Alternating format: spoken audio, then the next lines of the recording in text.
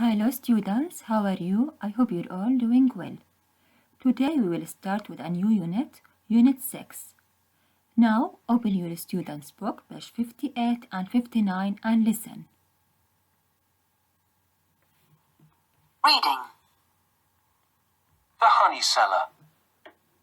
Climbing the Mango Trees is the autobiography of Madha Jaffrey, a well-known writer who was born and brought up in India.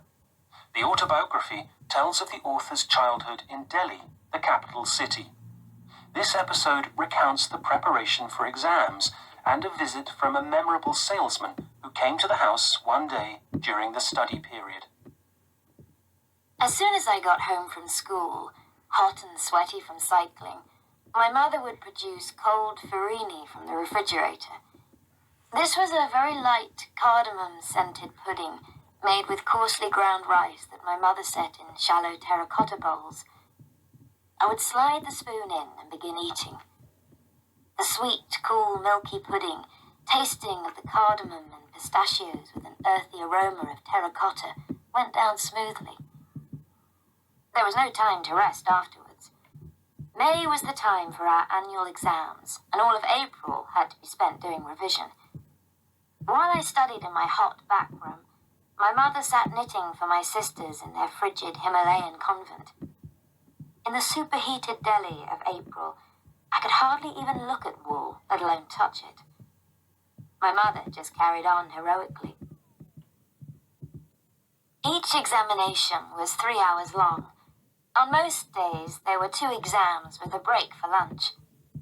Before I left early in the morning, armed with sharpened pencils, pens freshly filled with ink bottles, rulers and erasers, my mother would appear with a plate containing 2 almond balls. My mother firmly believed that almonds were brain food and that any child sent off to write 2 examination papers for 6 hours unfortified with almond balls was surely suffering from the grossest form of neglect. I would return home ink-stained and exhausted and immediately begin studying for the next day's exams. My mother never asked me how I had fared.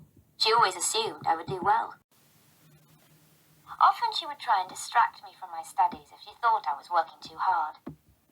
One afternoon, when the servants were off duty, she called me saying, "Come, come, there is a man here selling honey." By the time I came out, the man was well into his sales pitch. "Purer honey than this you can never hope to find. Look at its fine golden color. See, it still has pieces of honeycomb suspended in the middle. Smell it. The odor of nature's flowers." My mother cut right to the chase. "But how do I know it is pure? What proof do you have?" She was hoping she had stumped him.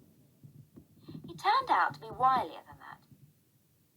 "What proof, you want to know? The oldest proof in the world. It has worked since the beginning of time. First, you catch a fly, and then you throw it into the honey. It will sink.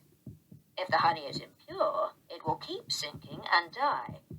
If the honey is pure, it will rise to the surface and fly away."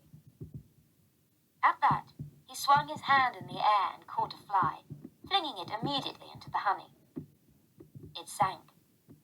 Then it started to rise, higher and higher until it reached the surface and flew away.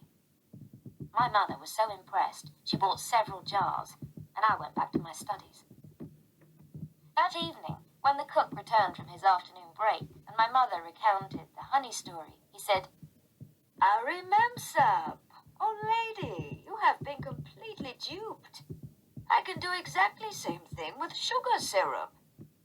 Our cook seemed as adept at catching flies with his hand as the honeyman. He caught one and threw it into a jar of sugar syrup that my mother kept for sweetening our fresh lime juice. The fly sank, then rose to the top and flew away. We teased our mother mercilessly. From Climbing the Mango Trees by Madha Jaffrey. Glossary.